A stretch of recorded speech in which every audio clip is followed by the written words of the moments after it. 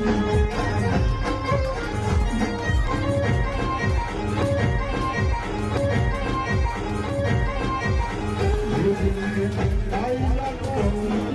मित्रों, राकेश बारोटने लईने एक मोटा समाचार सामे આવી રહ્યા છે। જી હા મિત્રો, રાકેશ બારોટ જ્યારે લાઈવ પ્રોગ્રામ કરી રહ્યા હતા ત્યારે તેમને એક વ્યક્તિએ ધક્કો માર્યો હતો અને ધક્કાધુક્કી થઈ ગઈ હતી। તે જોઈ શકો છો અમારી વિડીયોમાં।